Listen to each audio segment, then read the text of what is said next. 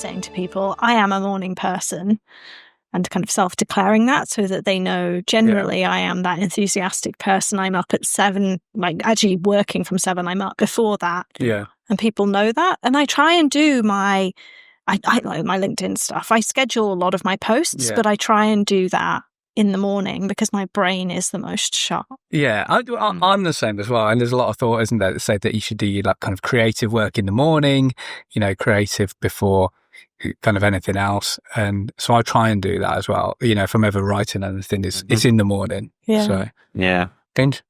Yeah, I know. I read some, I don't know, again, could be pop science, but sort of that there is some evolutionary reasons why some people are morning people and some people are late, which is to do with, like protecting the tribe.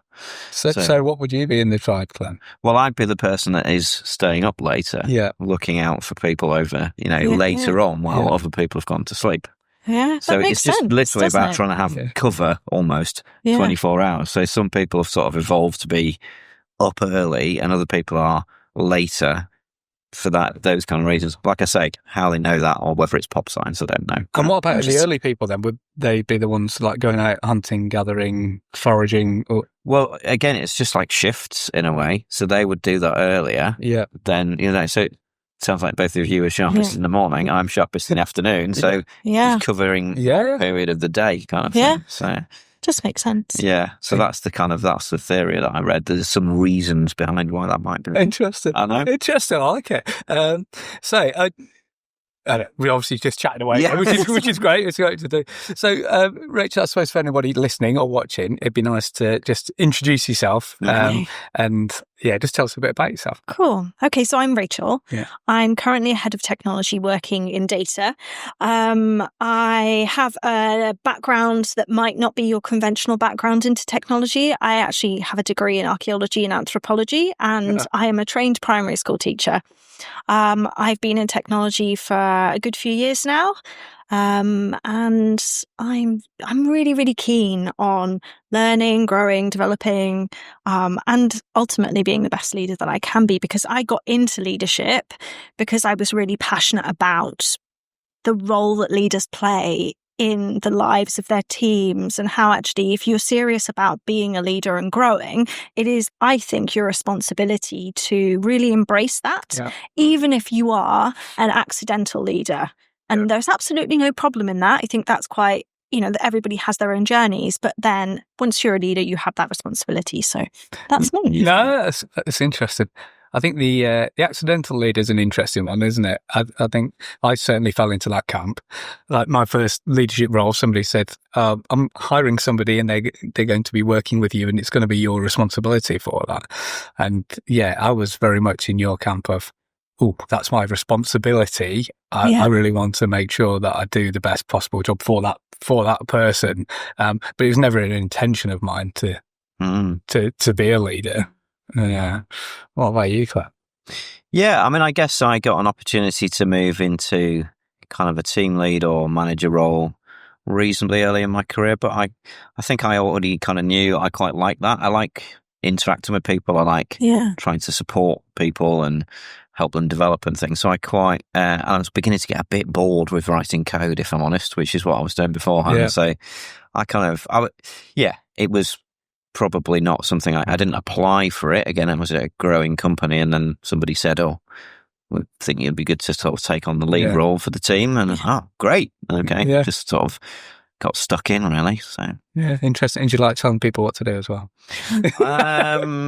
Well, that's an interesting one. No, I know, but it's a good point about leadership, isn't it? Because is leadership telling people what to do? That's an interesting thought. Well, we were chatting about this before, Rachel, weren't we? About your first foray into coaching. Oh, yeah. Okay. So I did a training course as part of my leadership development. I thought, wow, this is exciting, a new way that I can work with the people in my team. I should go out, I should learn about this. So I did. I think it was a couple of days. And so I landed back at work with my team, and I was like, right, I'm going to implement this. And I had a one-to-one with one of my principal engineers, and I launched straight into coaching, or what I thought was coaching. Turned out it wasn't coaching. He kind of stopped me about 10 minutes into this conversation and said, Rach, just just checking with you. I feel like I'm being interviewed right now. So I was like, oh, God, okay, maybe not. This is not what I was going for. I don't think this is coaching. So I had to draw myself back and take a bit of a step back, because I think I'd interpreted that coaching was, I've got to have the best questions in the moment, the most witty questions, and be the most kind of, unintelligent person in that conversation. I kind of missed the whole point of coaching, is not making it about you. Yeah, it's an interesting point, isn't it? I think I've shared this somewhere previously. I don't think it was on one of our kind of podcasts, but I had a very similar thing. So my first foray into coaching quite a long time ago was I'd had a bit of training in a leadership training course, not a full coaching kind of qualification that I did later on. And it was, again, it's kind of question based. And, the purpose, obviously, is, asking good questions allow people to become a bit more resourceful, work through it themselves. And actually, it is a very, important part of the technique of coaching. And so I'd had a little bit of training on this, and I thought, that's great. I was used to being like this kind of like fountain of knowledge within kind of the team, where people would come to me and I'd give them the answer and I'd feel great about it. And so I switched to a questioning style, but I didn't tell anybody that I was going to do it. So the first lady I did it with, after about a minute, she was just getting really frustrated. And she was like, I just need the answer. Can you help me, please? And I was like, oh. And then I kind of realised a little bit that actually, look, we need to give a bit of preamble around this and actually say, look, this is why I'm doing it. This is what the benefit will be. And hopefully it will help you in the future doing it as well. So it was quite, so mine fell flat on its face quite nicely as well. Yeah, I guess the thing that springs to mind for me is, which I think I was guilty of doing in the past, which is thinking you're coaching, but you're actually still giving advice by just turning things into questions. Yeah. They're actually somebody on one of the people who taught on my coach training called them quagestions. Yeah. So you're sort of, basically phrasing something as a question, but you're still sort of telling them what to do. Do you think it would be a good idea to maybe do this training course? Yeah, so leading them down. Yeah, exactly. Oh, yes, I think it would. Yeah. Great. I've coached them into doing that. Well, maybe not. So, yeah. So, again, I think phrasing things as questions, I guess, could be, depending on how it's done, come across like interviewing somebody, or, you can sort of subtly give advice still through questions. I guess there's lots more nuance to it, isn't there? Yeah, 100%. Yeah. So what, from your side, Rachel, because you said you're kind of like passionate about learning and the leadership side of things.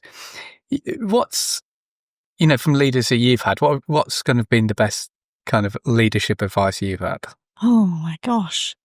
That's such a difficult question, because I don't think I have one particular thing, because my career has evolved with each phase of it. So with each kind of area that I've worked in, each team I've looked after, worked with, led, each domain I've worked with, it's evolved. And at every point in that journey, I've worked with different people. I've had different mentors, different coaches, different sponsors.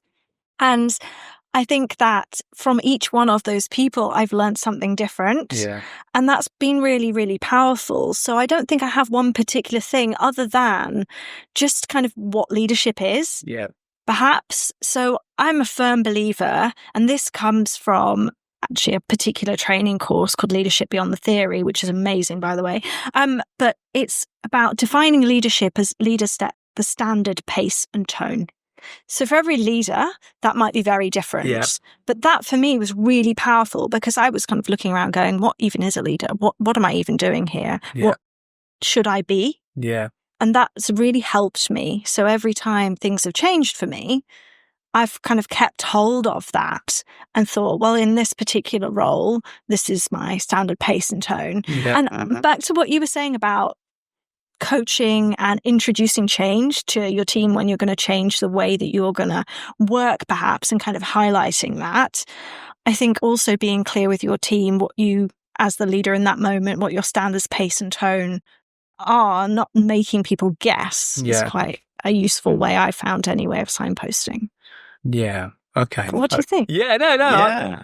I guess would that also require the leaders to sort of adapt for certain contexts or situations, so change the pace or the standards? Yeah, I'm definitely. guessing. So it's What do we mean by standards and pace and tone? Tell us a little bit more about that. So pace for me. Mm-hmm. If you've got perhaps a particular deliverable that you need to get done within a certain time frame, Yep. and I'm certainly not saying that you would just, put pressure on a group of people to achieve a certain outcome. You look at how much capacity you actually had, and you think about that as a leader. But your pace for that particular period of time might be quite high. Yeah. And I think as a leader, acknowledging that and saying to your team, like, folks, we've got this, really exciting, wildly important goal that we're going after. Yeah. I'm going to work with you. We're going to work together on this, but we're going to get through this. And it's, we're really going to feel proud and excited about the fact that we've got this goal. The pace might be higher than perhaps when we're not delivering that wildly important goal.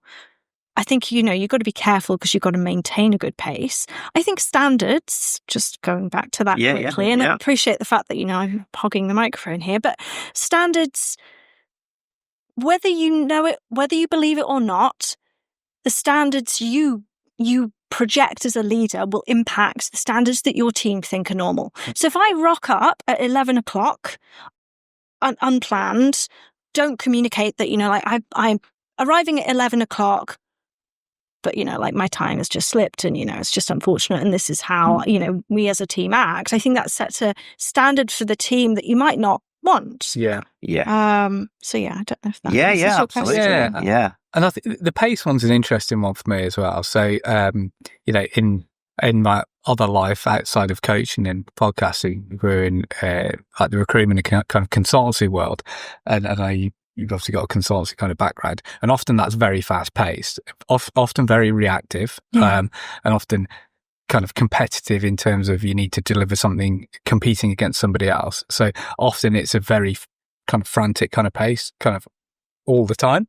And I've definitely seen that from kind of like a leadership perspective, that you see people can definitely get a bit burnt out with that if they're not used to kind of working at that type of pace. And also, if you are a type of individual who doesn't particularly enjoy working at a fast pace, it probably isn't an industry that's suited to you, if that makes sense as well. So it's an interesting one to kind of manage from a, if you look at it from a holistic perspective of productivity, kind of well-being for people, and actually, that overall piece of leadership, actually helping people not to burn out, be as productive as they possibly can, but in the long term rather than just in the short term as well. So it is quite an interesting one that I think it maybe crosses across different industries and in different kind of ways as well, if that makes sense. So if you're not acutely aware of that kind of pace, you can definitely lead to problems. And also there can be people who just don't work fast enough within the, if you've got like a project deadline or something and somebody who can't kind of hack that pace, from a leadership perspective, do you have to make a tough call sometimes and go, look, they're not the right person for that project? It's a good question. What do you think, Clem? No, I genuinely really want to know. Well, what I was thinking there was the value of models, I guess, like standards, pace and tone, is it's providing leaders some sort of framework to reflect against. Yeah. So actually kind of consider, in this case, those three things. Oh, what should I be saying in terms of standards? So that it's bringing it into people's kind of conscious thought as a leader.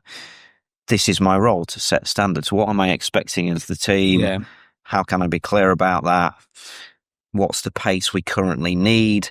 What else is maybe going on in people's lives that might not allow them to meet that pace? Is that going to be a problem? Yeah. How could we accommodate? Those kind of things.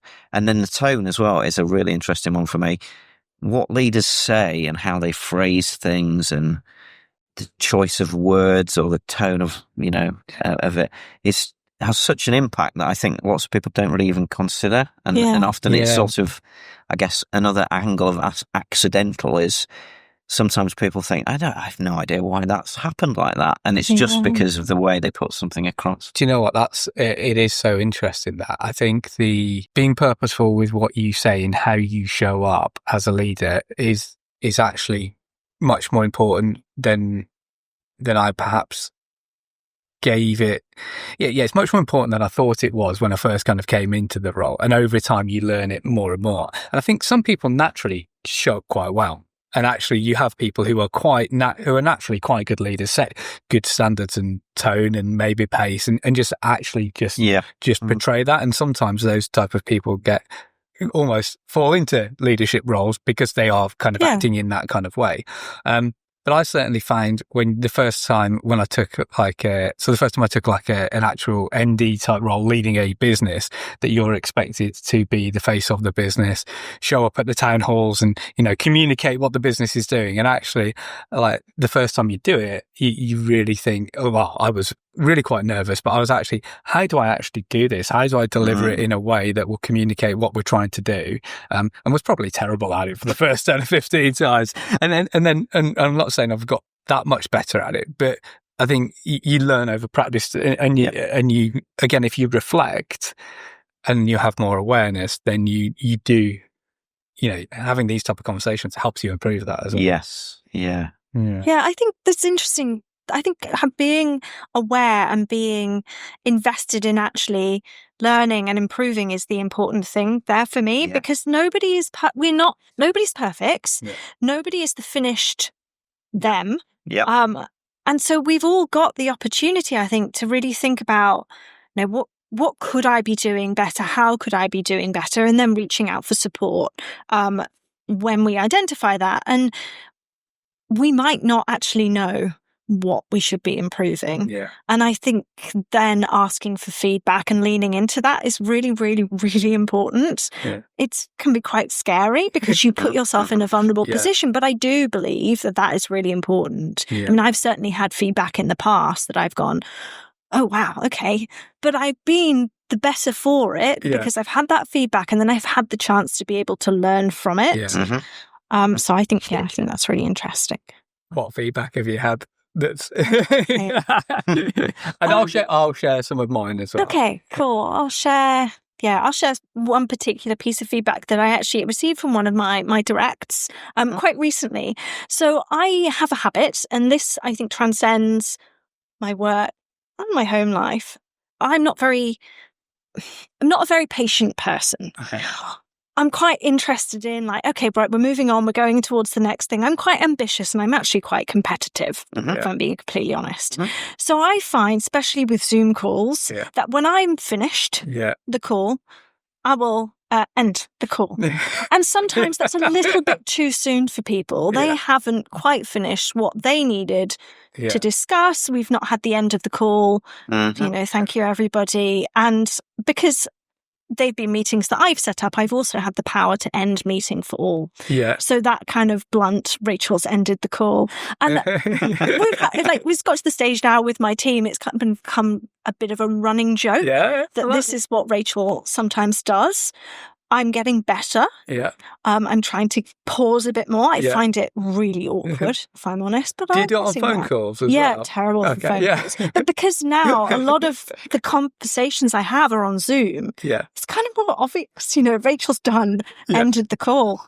So if you'd get up and leave today, then we know what it is. That's interesting. It's interesting.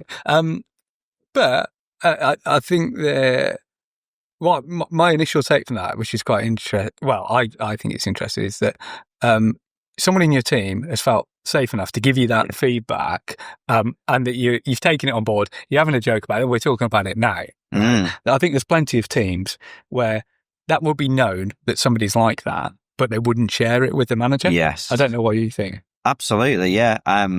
People might feel afraid to raise it. Yeah. I guess the other thing that popped into my head is not everybody would take it on board. So some people would go, well, of course, that's how we're not wasting time here. And then we give it no further thought. I will just abruptly end every meeting. Yeah. As opposed to kind of thinking, okay, well, this feels a bit uncomfortable, but I wonder if there are reasons why other people might benefit from that. As it sounds like, so it's that learning and growth, I agree, is just so important as a leader. Yeah. And we've talked about feedback a lot, haven't we? We run quite a few sessions on it, and I call you the feedback ninja because you didn't run these courses, Clem.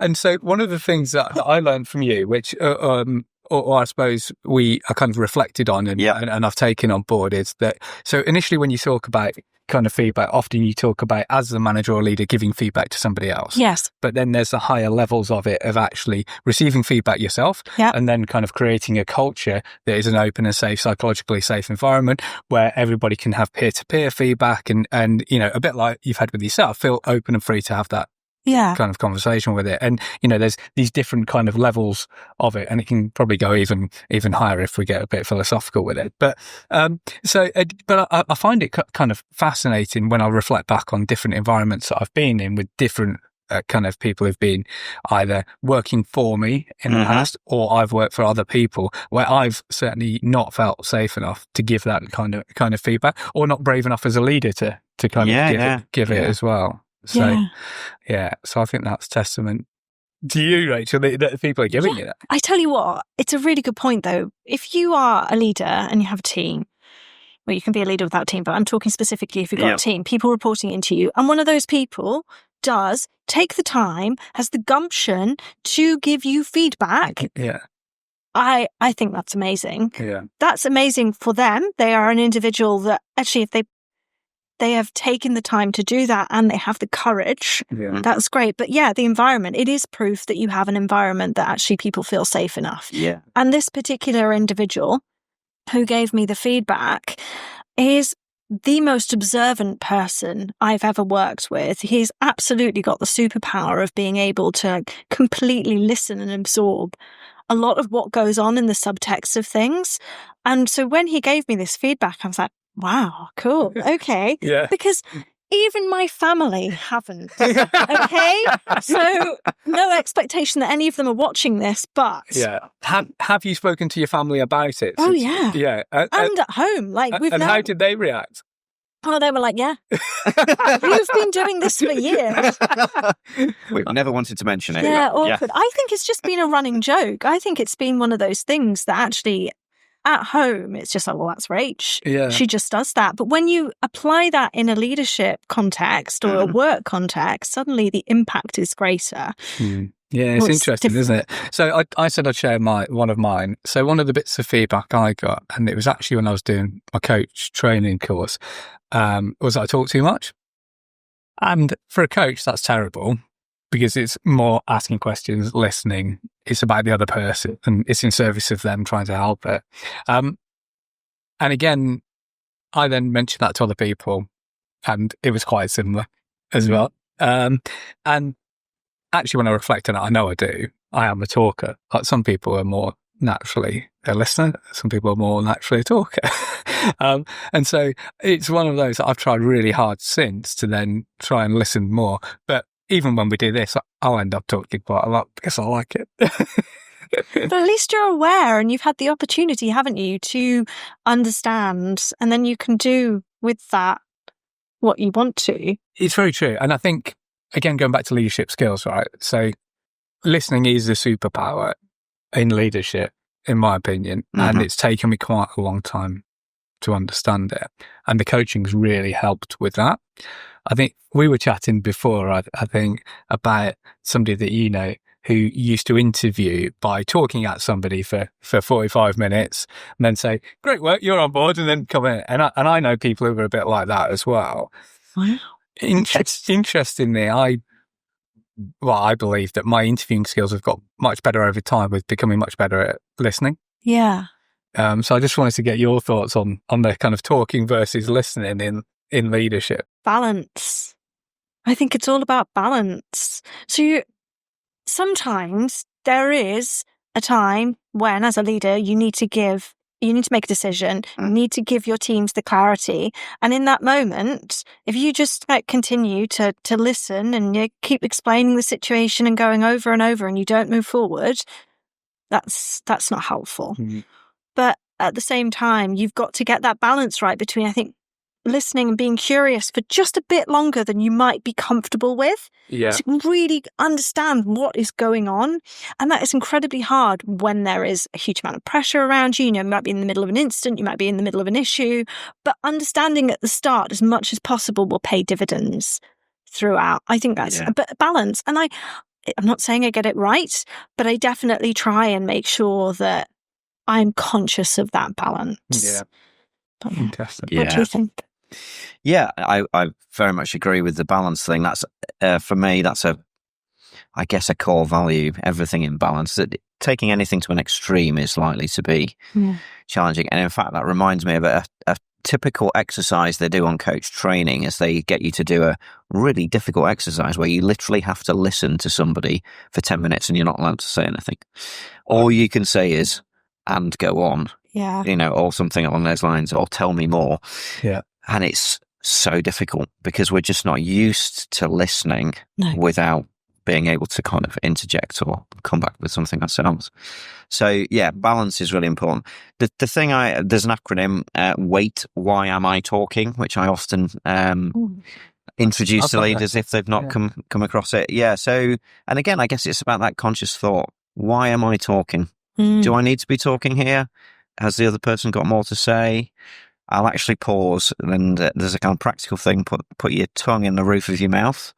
Maybe count to 3. Allow the space to see if the other person feels it before jumping in. So I definitely agree. There's times to be decisive. There's times when it's infuriating for people if all you keep doing is asking them questions. Yeah. And actually they just want to be told the answer or have your take on it. But I think for me, it's about giving them space to do their thinking first. Yeah. And see where that takes them.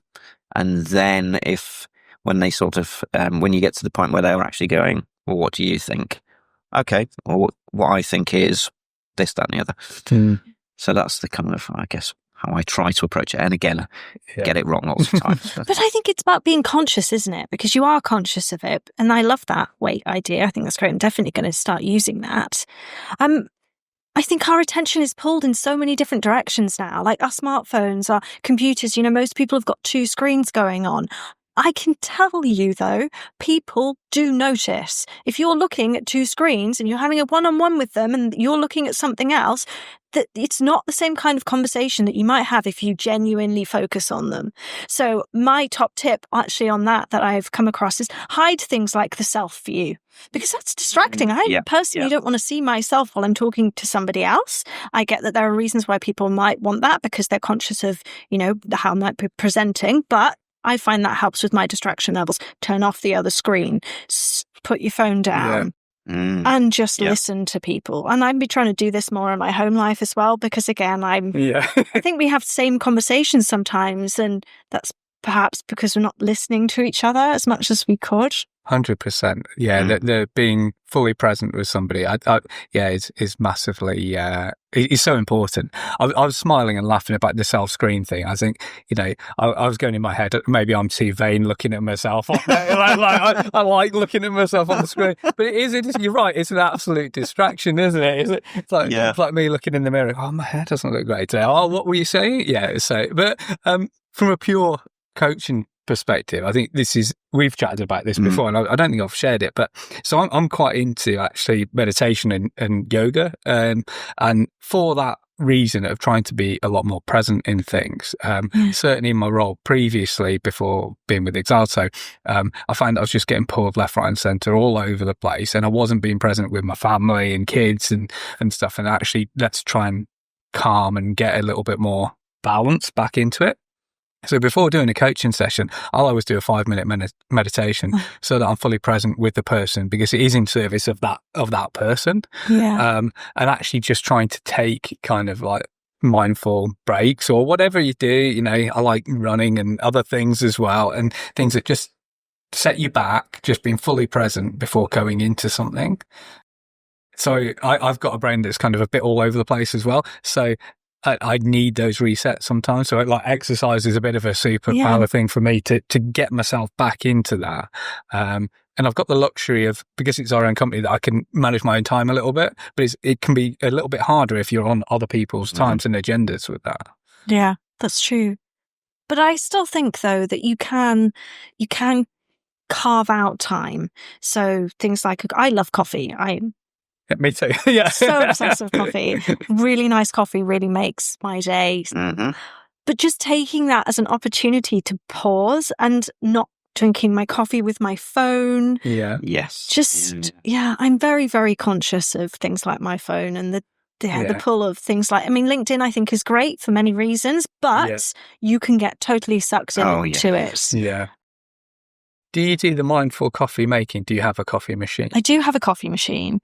So, and do you do the mindful one of like setting it? So somebody taught me this. Have you heard about this as well? I have, and I got to admit, I kind of do it on occasion. Oh, cool. Well. Okay. So you can tell me your version of it, but the version I was told of it is it's kind of, again, losing all distractions. Mm-hmm. So no other people around, no kids, no distraction, no dogs. TV off, phone away, and then it's if you've got the full shebang. It's like the beans out, taking some time to smell the beans, grinding them, smell them again, actually putting them into the I can't remember what it's called, and then just scraping off and then doing it, and then actually taking time to savor it. So maybe it's a 10-minute kind of like ritual of it, but it's like a reset that helps you go before going into your day. That's what I. Yeah, absolutely. Yeah.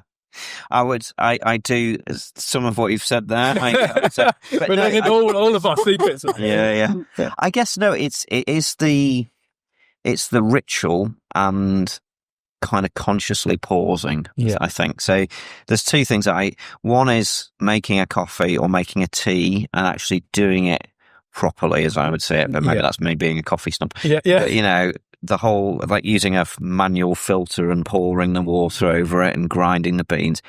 Yeah, of course it takes ages compared to putting it in a machine. Yeah. And we use a machine 95% of the time, but it's nice to actually sometimes think, okay, I'm going to make this coffee a really manually labor-intensive way, but I'm going to consciously enjoy doing that. Yeah. Listening to records is the other thing. Vinyl, it's not the same as just looking something up on Spotify. Yes. Other streaming services that are available.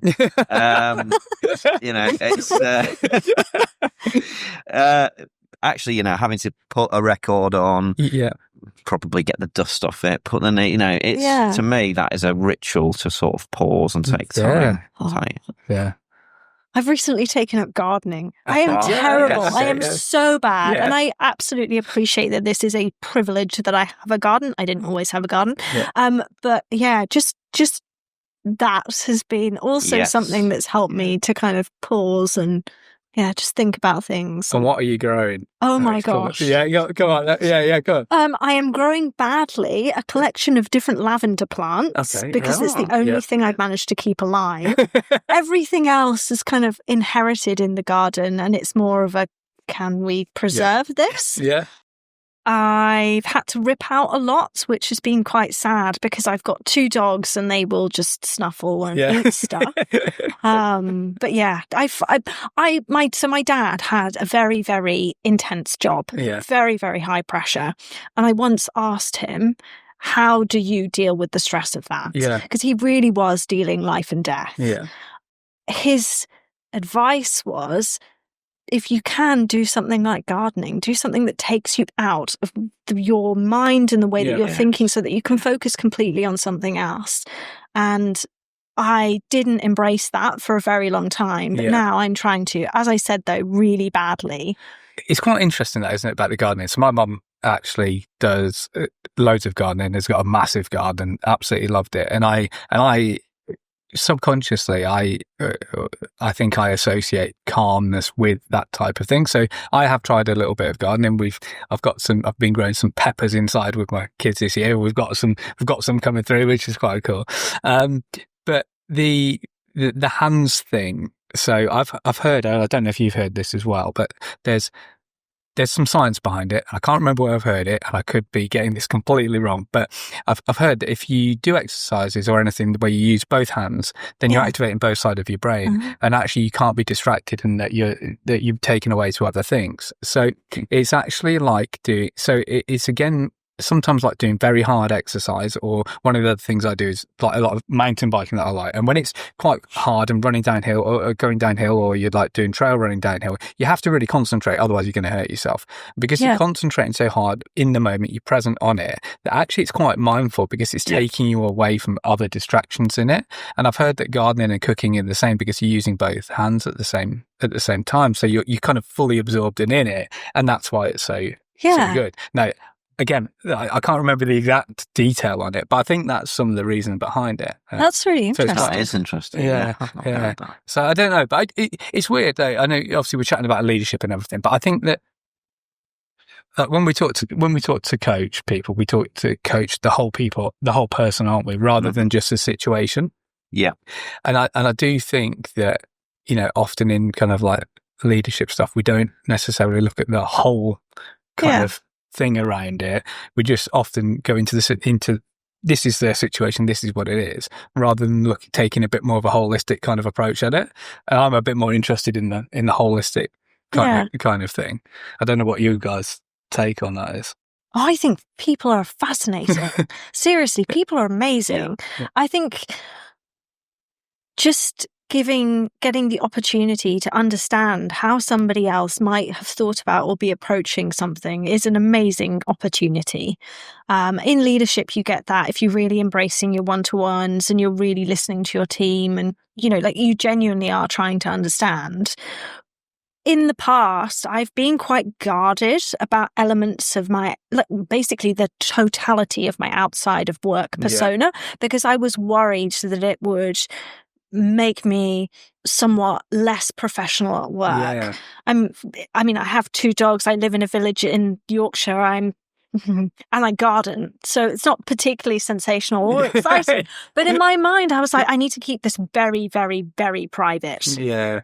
But over time, I think I've mellowed. And I think people identify more with people who share a bit more of themselves. And I'm not advocating that we should all be sharing the intricate details of every element of our life at work. But I do think sharing a bit more of yourself is good, because people then are like, oh, well, they're human.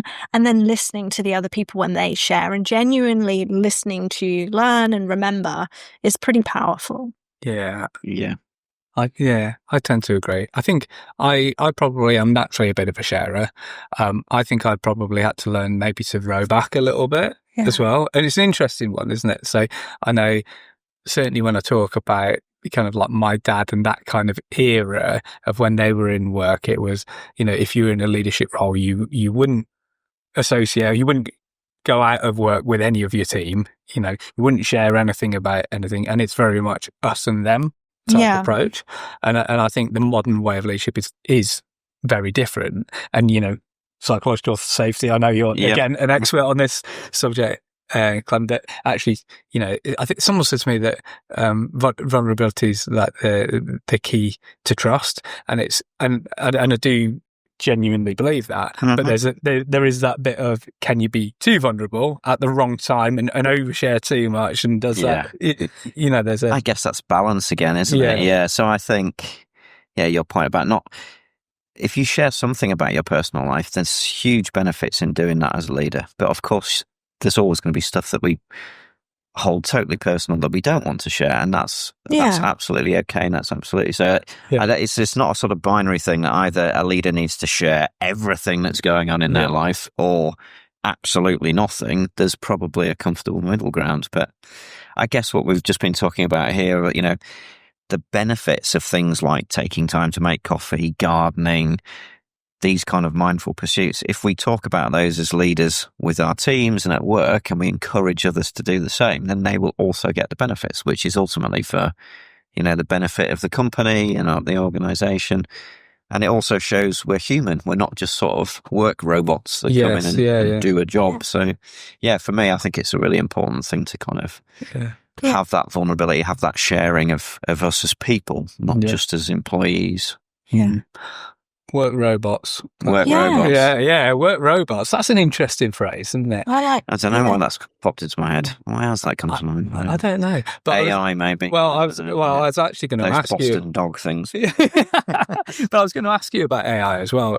Which obviously you're in the data and tech kind of space. Where does AI kind of fit in your world in terms of kind of leadership and teams at the moment? I think AI is fascinating. Really interesting.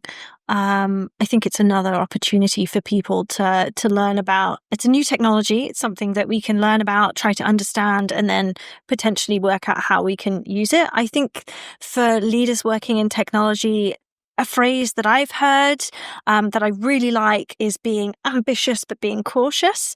Like just whacking on an AI system into a process that actually, you might want to control your data, or the data itself isn't in the state that you need it to be. Or even, for example, when you put an AI into a system that means that ultimately your customers end up stuck in this doom loop of only talking to an AI when they've got a very important problem. Yeah. I may or may not have had this experience in the last couple of weeks. It's so frustrating that you end up calling the new business line because you just can't talk to a human. And I think we need to just be careful of that. Like there still needs to be a human somewhere in this process. Yeah. And that's where I stand on it. Yeah, I agree. And that doom loops, I think we've all been there, whether it's your bank or like a utilities provider or something. And it's like, I'm just talking to robots. Like, I want to actually, how do we get through to speak to somebody to actually get something sorted? Yeah, I'm with you. I'm fascinated by it, and I'm fascinated by the upside and what the benefits could be. But I'm also a little bit scared of kind of what could happen with it as well. But ultimately, I think where I've landed is, using it for kind of repetitive stuff where actually it's going to be better than a human probably will be, and then allowing more time to have great conversations and actually have more human interaction. That's exactly. Where, in my world, that's what I'd like to do. Yeah. I think I see it as it's a really useful tool and an incredibly powerful tool. And something it's a while ago now, but somebody said something about, like when calculators were invented, it didn't put mathematicians out of a job. Yeah. You still need people thinking about maths, but a calculator, incredibly useful tool. So similarly with AI, it's going to help us with, I guess, all sorts of sort of knowledge and analysis type work that we might find takes ages as humans, but or is very laborious and so on. So using it for the right purposes is going to be really beneficial, and that frees us up hopefully to, again, as you've just got, focus on more of those human type qualities that it's way off kind of being able to do anything. So creativity, empathy, having conversations, thinking holistically, those kind of things. Hopefully we'll get more time to do that. Less time of doing the boring stuff. And I think it's an interesting point that in some ways I think we're probably quite similar in the way that we approach things from quite a human perspective, but clearly there'll be other people who don't. Mm-hmm. And one of my fears, maybe, especially from a leadership perspective, is that people will kind of default to using a bit of AI and then take away some of the bit that they struggle with.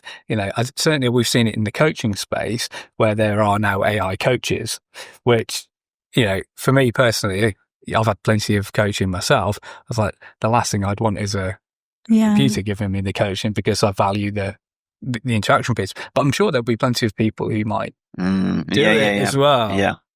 So I don't know whether, we'll see like people using AI in their teams, running their one-to-ones for them. And Got my one-to-one with Alexa. Yeah. You see, I think there's a role for organisations in that, because there will be some people who will feel more comfortable using an AI than having a conversation with a human, because humans are nuanced. We've all carrying our own stuff. We're unpredictable. Yeah. An organisation, I think, understanding the fact that, there is this new technology, it's all very exciting, it has all these capabilities, I think talking to and proactively engaging with your management teams on how can you use AI as a leader, and what are our standards and what is our tone and our pace around AI, not just from a customer-facing systems perspective, but from a leadership perspective. So how can you use AI? But also being open and honest about the fact that one-to-ones, for example, really, we want people to have one-to-ones as humans. So respectfully, we can use AI for certain things, that's fine, but that does not and should not replace the role of that conversation. And I actually think that setting clear agreements with people, although it might sound perhaps a bit strict, I think that helps people know where they're operating and how they should be operating. And I would do it. I would do it. I would be absolutely mortified. And I know for certain that my team are not having one-to-ones with their teams using AI. Retros are still done using human beings. I do know, however, that my leaders are using AI to kind of draft comms and then look at that and improve them. And I love that. I think that's great. Go for it. Exactly. Yeah, no, I think the point there on kind of clarity and standards, I wholeheartedly agree with, and I think it's it can be a tricky one sometimes. And I've fallen foul of this in the past. I think a little bit when if you profess to be kind of people centric or human centric leader, sometimes I think that can sound a little soft, and that you'll lean a little bit kind of left with it. Now, and in a lot of ways, that's a good thing because you care and you have the empathy. But actually, if you don't have the clarity, if you don't have the standards, if you allow behaviours to kind of slip, or you don't have clear, patterns around it, it can lead to kind of chaos. Yes, and also not really being very productive as well. So it's kind of, I think it's a tricky one to navigate sometimes. I think you've got to give people the chance to understand the environment that they're working in. And sometimes if that does mean being a bit clearer about certain boundaries, then actually in the long run, that's fairer to people. And I, depending on the team that I've worked in, the maturity of the kind of the leadership team or the group of people or the journey that they're on, I've been more clear about different elements of how do we work together. I've tried to include people in that, but I'm not personally very comfortable with expectations. I prefer agreements. And so having clear agreements with people, I find is really helpful. Now, the layers of that, you have to be careful with it. As I said, look at the team, but... And what's the difference between an agreement and an expectation? Yeah, I think you were going to answer that. What do you think? Oh, I don't know. What's the difference between an expectation and an agreement? Well, I guess how that lands with me, my thought on that would be an agreement is kind of two-way. So we've both been invested in whatever this thing is. We'll agree this is what we'll do, kind of thing. So there's a buy-in from both sides is how I hear agreement.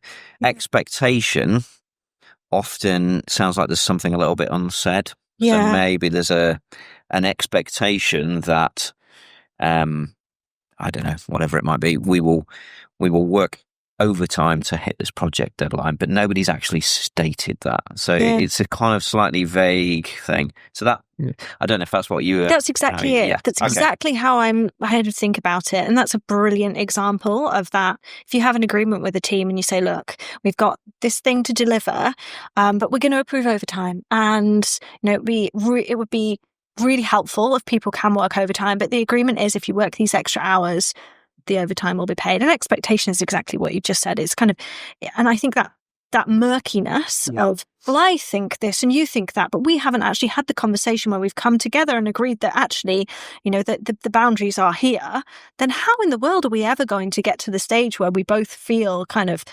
satisfied in the sense of we're working together in the way that we should be? And that's why I'm not a fan of expectations. Agree with that clarity again, I think, coming back. Yeah. It is. And I really like that, actually. And it's maybe one that I'm going to steal a little bit as well. So, and I think we can all be guilty of those kind of or unsaid expectations. And one of the best bits of advice I got actually before we were kind of starting kind of Exalto was around the clarity piece, and actually just be as clear as you can and as transparent as you can with each other, with with everything that you do. But I think sometimes as you grow a bit and other things happen and, the chaos of business surrounds, it can be hard sometimes to make sure that you're consistently doing that as well. Because it can be at so many different levels. Yeah. It could be with a customer, it could be with your internal team. It could be, there's so many different kind of levels to that as I'm thinking about it. Yeah. So, Definitely. interesting. Do you have any other, kind of things or standards or things within your team kind of such as that you kind of adhere to, so like personal standards or kind of values or goals that you use to in a day-to-day running? So our values, actually, so we've always as a team had values, and we've specifically called out values. We've also iterated those over time, depending on what it is that at that particular point in time we've been doing. I think there are some that are unspoken. Now that I think about it, which is interesting, having just had the conversation about expectations and agreements, but there are things that really I didn't feel like we needed to have the conversation about, this is how we work, communication around. So things like turning up to meetings. If you can't make it, just let people know. I'm going to be completely honest. I'm really in favor of people having their camera on. Because I like to be able to see how something is landed with people. And also I find it interesting, the scenario of, well, if we were in a meeting room, you would be there. I would be able to see your face, but now we're online. So I am in favor of that. I think things like how we speak to each other and how we work together. My role at the moment is a functional lead, so it's engineering and test across a function.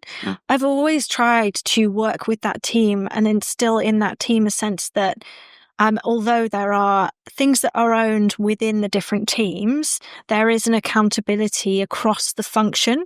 So all for one and one for all. Not there has to be a priority in that. But we've moved people across teams. We've done this in collaboration with them, but we've moved managers, we've had people moving across teams, we've spun up new teams. And I like that flexibility and that opportunity of being able to kind of enable people to grow within that wider function. And that's the kind of the gist of, without giving you the list of our values, is kind of where we're at. And I think the some of the unsaid ones are around, they're almost manners in some ways. That's true. So I'm I hate lateness. So and I have been known in a previous life to, if people were late to meetings, and I mean more than like a couple of minutes, well, I've locked the door and not let them in. I just leave the call. After 5 minutes, I'm out. So I would do that on a this was an in-person one where, and I genuinely did. I was like, because it was a reoccurring behaviour, and I think I think I wanted to make a point, but it's also, there needed to be a consequence for, actually, this is the standard that we set, and actually you're not respecting other people's time as well with it. Certainly no phones on in meetings, and things like that as well. So whilst they're probably not said, they're enforced, if that kind of makes sense. So and the and how you talk to people, and the respect one. So we have respect internally. It's I've talked about this before. We do kind of one-to-ones on a monthly basis, and the values run through part of the performance kind of scheme.